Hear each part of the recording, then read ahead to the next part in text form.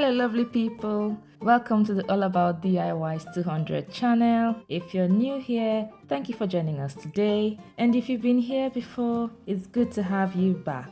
Today's video is for those of you interested in DIY food recipes, and today we are baking bread. This might so easily be the easiest and the fewest ingredient bread you have ever made or will ever make. And if, like me, you are not a fan of yeast or warm water, sugar, kneading and rolling the dough on your kitchen slab and waiting for it to rise, if you're not a fan of any of those things, then this is for you. So let's jump right into the video. So here are the 3 ingredients that you would need for this recipe. You're going to need self-raising flour, Greek yogurt, and sultans. So I'm using 2 1/3 cups of self-raising flour, 500 grams of Greek yogurt. I'm using the 0 fat one. And you need 1/3 cups of sultans. You can also use raisins if you don't have sultans. You will also need these few utensils: a mixing bowl, a sieve, measuring cups, a mixing stick, and a baking tray that's lined with baking paper. I'm just showing you how I cut the baking paper to fit in the baking pan. I'm going to leave a list of the ingredients, the measurements, and the utensils I used, as well as the baking times, in the description box below. Today, I'll be showing you 2 variants of making this bread. So you're going to have 2 for the price of 1. Okay, so this is the process. So you first empty the yogurt into the mixing bowl, and then you add the self-raising flour. So we're going to sieve in the self-raising flour just to remove any clumps or any particles that is bigger than the size of what we want. And then we're going to mix them together. It's a bit easier to mix with your hand unless you have a mixing stick that's very firm. This mixing stick is a rubber and it's not as strong enough as I want it, so I prefer to use my hand. Now, if you're using your hand, one trick to reduce the stickiness is to dust your hands with flour every so often. So this will help your hand to be non-stick while you're mixing the flour and the yogurt.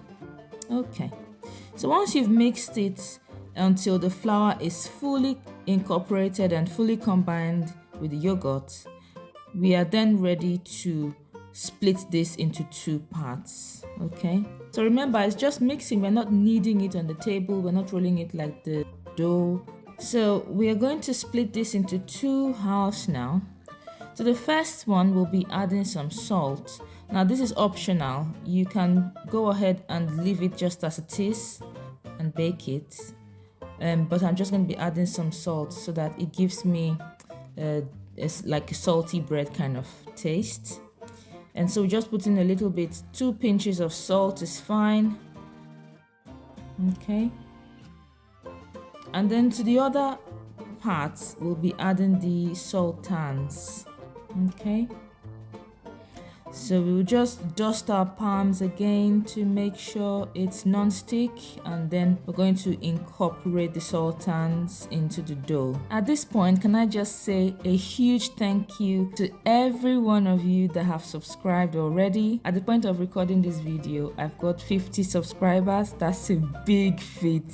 So thank you so much for subscribing. It's really useful to know that people are actually watching and find this content useful, and it encourages me to do more videos for you, so thank you so much. And if you haven't subscribed yet, if you would like to see quick, easy and healthy, cost-effective ways of doing things, including tips on food, on hair, weight loss tips, then please consider subscribing to this channel because we do videos on all these things. So here I've just turned on the oven and I'm waiting for it to preheat at 180 degrees for about 5 minutes. And while I'm waiting for the oven to preheat, I'm just showing you how I clean up the surfaces afterwards. This bread is so easy to make.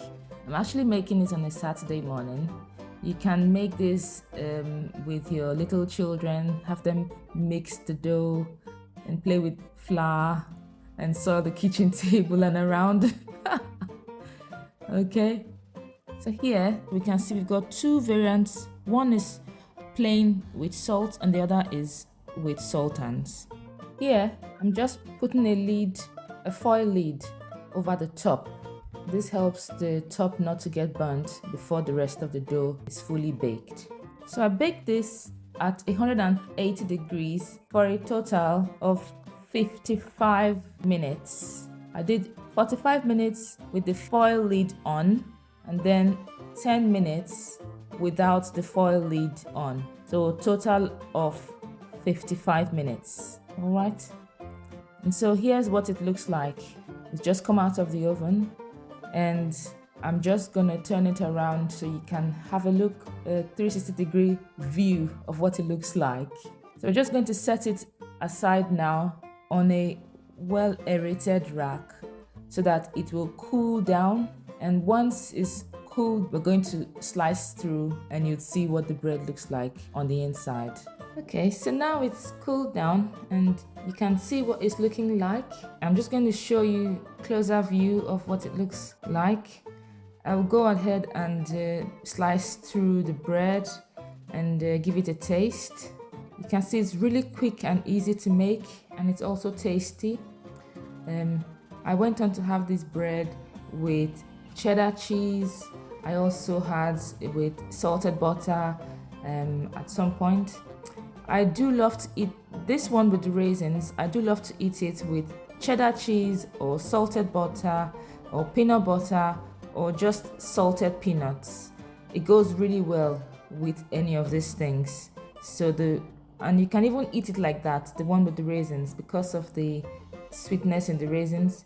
It has a nice taste. Okay. The one without the raisins has a plain and very slightly sour taste to it.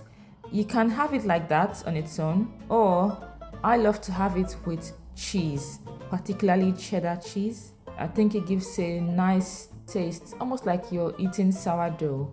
And then it's also nice to have with salted butter, but I prefer to have it with cheddar cheese. So the plain one with cheddar cheese goes really well. This bread is also healthy, and it's healthy because, as you can see, there's no added sugars, and the Greek yogurt that we've used is also rich in protein. So you're not just going to be having carbohydrates when you're having this bread, you'll also be having some protein when you're having this bread. Okay, and it's really tasty and easy to make, like we've said earlier. And it's something you can make, on a weekend with family or with friends, something you can make together. So it's nice, really. Okay, well, I hope that you've really enjoyed yourself watching this bread tutorial, and hopefully you're going to give it a try. If you would like to see more of quick, easy, healthy, and cost-effective ways of doing things in and around the home, including tips on food, hair care, and weight loss tips, then please consider subscribing to this channel because we do videos on all of these things. Alright, well, thank you so much for watching. Click on these video links on the screen to see some other videos on the channel, and I'll see you in my next video. Thank you very much.